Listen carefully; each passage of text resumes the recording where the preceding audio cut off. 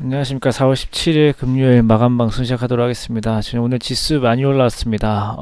지난번에 이제 코스닥이 코스피보다 상승이 너무 셀 때 시나리오 3개가 있다, 시나리오 3개가 있다라고 좀 예시를 들었는데, 첫 번째 이제 코스피 들 빠지고 코스닥 많이 빠지고, 이제 두 번째 코스피 좀 버텨주고 코스닥 빠지고, 세 번째 코스피 많이 오르고 코스닥 오르고, 이거였는데 세 번째 시나리오가 당첨이 됐어요. 어차피 우리 시장 다 세 개 중에 하나 있냐라고 했을 때 꼭 그렇진 않아요. 아주 코스피가 더 많이 빠질 가능성도 항상 있는 거니까, 또는 이제 코스피는 가만히 있고 코스닥이 많이 오르는 가능성도 있는 거고, 일단 그런 것보다는 이제는 좀 오히려 코로나가 나아지니까 코스피가 올라가는 게 보이실 거예요. 일단은 지난번에도 말씀드렸던 시장의 상황,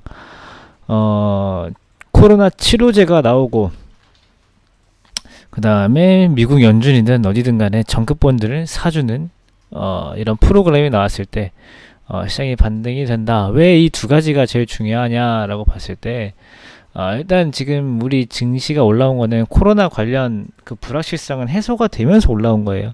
지금 시장이 걱정하는 건 뭐냐면은 2차 유행이거든요.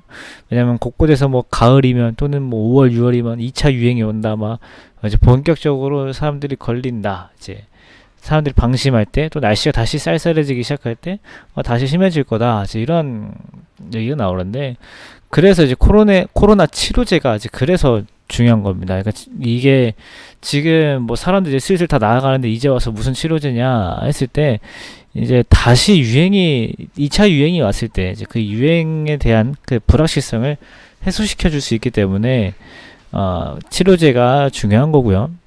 그 다음에 두 번째, 연준의 정급 본드 매입이 왜 중요하냐? 이건 유가 때문에 그럽니다. 유가 때문에. 유가가 올라오면은 사실 이건 필요 없습니다. 근데 유가가 지금 많이 내려가면서 뭐 셰일오일 기업에 대한 뭐 파산 위험 뭐 이런 것도 나오잖아요.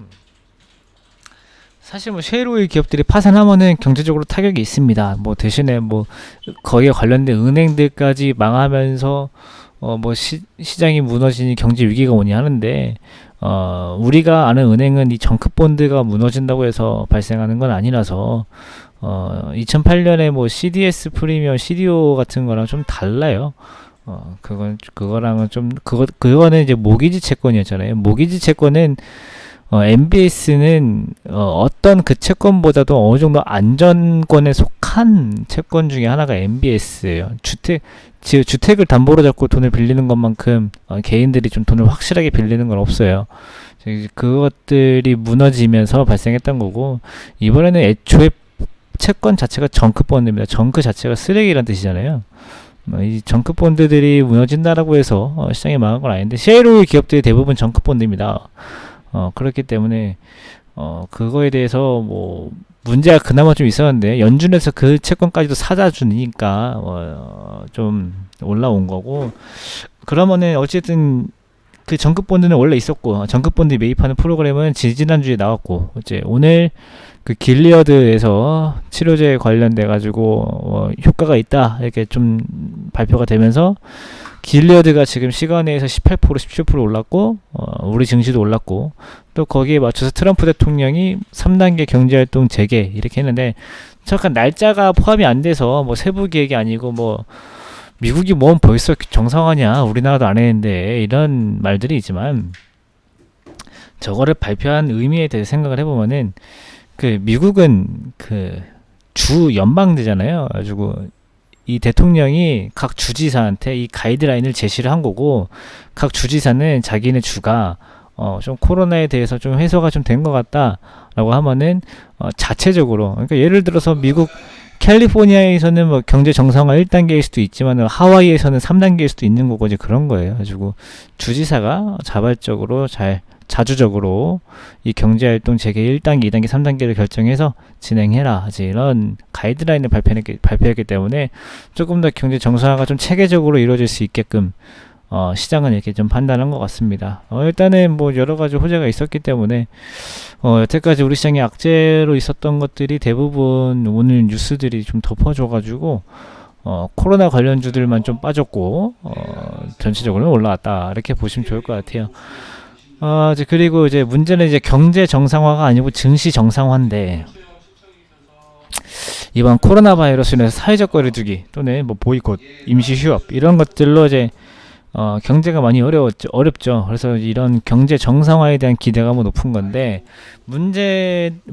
어찌됐든 지금 우리가 생각해야 될 거는 이것 때문에 정부도 그렇고 중앙은행도 그렇고 돈을 엄청나게 써댔어요. 돈 엄청나게 써대가지고, 이 돈을 엄청나게 써댔던 게 2008년에도 그랬잖아요. 2008년에 돈 엄청나게 써대가지고 이제 그 전과 그 이후가 굉장히 다른 시장, 세상에 마이너스 금리라는 게 존재하게 되고, 돈을 무작정 풀어도 물가가 그렇게 많이 안 오르더라, 이런 것도 발생을 하게 됐고, 이런 현상들이 만들어졌는데, 지금 2020년 이런 연준이 정크본드도 사주고, 그 다음에 일본 은행에서 ETF를 막 사들이고, 연준도 ETF를 살 수 있다 이제 이러고 있고, 하다 보니까 시장이 우리가 생각하는 것도 다를 수도 있고, 또 우리나라 증시도 원래 개인이 뭐 10조 20조 투자하다 갑자기 뭐 45조로 투자하지 않나, 이런 엄청난 상황이 나타나고 있기 때문에 과거랑은 조금 시장이 좀 달라질 수 있어요. 그래서 이것까지 체크하면 좋을 것 같다. 그리고 다음 주도 여러 가지 이슈들이 있는데, 다음 주 제일 중요한 거는 중국의 금리, 그 다음에 우리나라 GDP, 이 두 개가 제일 중요하고요. 그 나머지로는 뭐 미국의 넷플릭스, 마이크로소프트, 아마존, 테슬라 이런 실적들이 나온다. 특히 테슬라의 실적도 한번 볼만할 것이다, 좀 생각이 좀 들고, 일단 뭐 다음 주 이슈들은 다음 주 다시 한번 더 정리해드리도록 할 테니까, 이번 한 주도 고생 많으셨고, 오늘 뭔가 좀 되게 굉장히 피곤하네요. 주말에 좀 잘들 쉬시고, 다음 주에 다시 뵙겠습니다. 감사합니다.